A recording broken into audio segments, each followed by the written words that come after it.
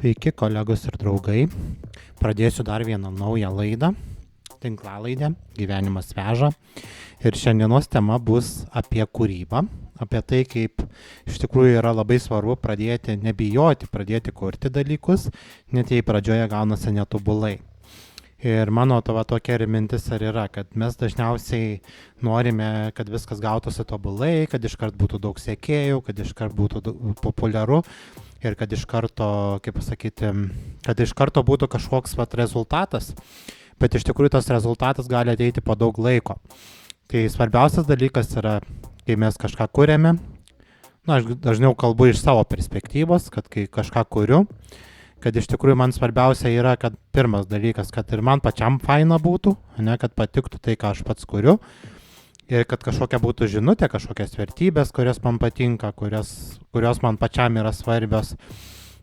Ir visai nesenai pradėjau rašyti, jau dabar turbūt bus apie mėnesis laiko gal praėjęs koks, kai pradėjau rašyti savo naują romaną, kurį noriu, tiesiog jisai labiau internete būna, tie, kas prenumeruoja mano naujienlaiškį, vaslovas.art.lt puslapį, ten galima užsiprenumeruoti naujienlaiškį, vaslovas.art.lt, tai ten užsiprenumeruoti galima eilėraštį, užsiprenumeruoti galima, turėjau pasakyti, ir kai užsiprenumeruoji, tai iš esmės aš bent jau kartą į savaitę kažką atsiunčiu, kažkokį naujienlaiškį. Tai dabar paskutiniu metu jau turbūt koks buvo 6 naujienlaiškis, dabar bus 7 pirmadienį.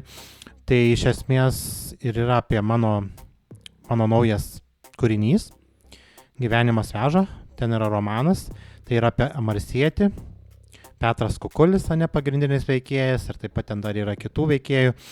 Tai šita tema, paskutinis dabar naujienlaiškis, kur išeis, tai bus apie pirmasis pasimatymas, Kukulio mieste, tai irgi toksai ironiškas, toks truputį įdomus, irgi turėtų jums patikti, tai linkiu tikrai gerai paskaityti. Bet pagrindinė mintis, ką aš norėjau pasakyti tuo, kad, ta prasme, kad aš jau rašau kažką, bandau kurti, net jeigu nesigauna tobulai, manau, kad labai svarbu yra nebijoti pradėti, nes pati pradžia yra sunkiausias.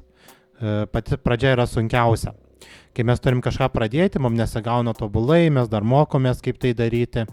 Ir reikia daug laiko, kad iš tikrųjų, kad tie dalykai nusišlifuotų. Kad kažkoks kūrinys, kad jis per laiką, ar kažkoks produktas, ar kūrinys, šitas visur galioja iš tikrųjų. Kad reikia laiko, kad jis nusišlifuotų. Kad iš tikrųjų jisai įgytų tą tokią jau nušlifuotą formą.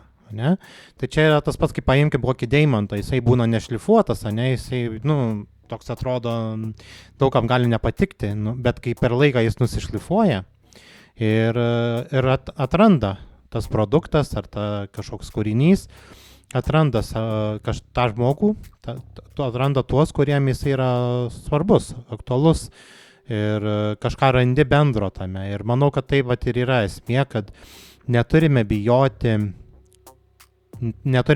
pirmas dalykas kurti, neturime bijoti viešinti savo kūrybos ir neturime bijoti, kad kažkas nesigaus, kad nepavyks, nes iš pirmo karto niekada nepavyksta. Ir kas sekat mane, galit matyti, aš daugybę kartų bandžiau perkurti per naują dalykus, nes man pačiam nepatikdavo, atrodo, ne taip kažkaip, gal reikia kitaip. Kol atrandi save, kol atrandi tą savo formą, per kurią tu nori kurti. Bet aš jau matau, kad aš po truputį atradau tą formą ir kad dabar daugmaž jau kuriu taip, kaip man pačiam atrodo, kad yra gerai. Nes pirmiausia ir tai ir turi būti, kad tau pačiam turi patikti kaip kūrėjui. O kritikos bus visada. Visada bus žmonių, kurie kritikuos, bus žmonių, kuriem nepatiks, bus žmonių, kurie parašys gal kažkokius nelabai gerus komentarus. Tačiau taip pat bus žmonių, kurie palaikys. Ir manau, reikia labiau fokusuotis ir tuos, kurie palaiko. Ir tuos, kuriem yra įdomu tai, ką tu kuri. O tokių bus tikrai. Visada, jeigu tu kažką kuri, tikrai atsiras žmonių, kuriems surezonuos ta tavo kūryba. Ir kuri duos kažkokią naudą, kažkokią pridėtinę vertę bus. Ir būtent aš ir esu už tai. Ir kaip matot, šiandien šitas podcastas ypatingas tuo, kad kad dabar biškai pakeičiau šiek tiek formatą, kaip. Tai reiškia, kad matot audio vizualizerį, kurį beje turėjau pats susiprogramuoti. Tai vat ir nebematot mano to vaizdo, kuris anksčiau būdavo tiesiog rodomas vaizdas, būtent mano namų aplinkos, pavadinkim, kur aš gyvenu. Tai man kažkaip tas norėjosi gal biškai pakeisti, kad aš nusprendžiau, kad naudoti audio vizualizerį tiesiog, kad iš esmės jums net nereikėtų žiūrėti, jūs galite tiesiog klausyti. Ne? Ir tas podcastas, tinklalaidė yra pasiekiama tiek YouTube'ai, tiek ir Spotify podcastuose, kur iš esmės galima tiesiog klausyti, nebūtina žiūrėti. Tai vat. Na tai nenoriu labai užsiplėsti, jau ir taip gavosi turbūt beveik 6 minutės, tai ką linkiu gražios dienelės ir čiau.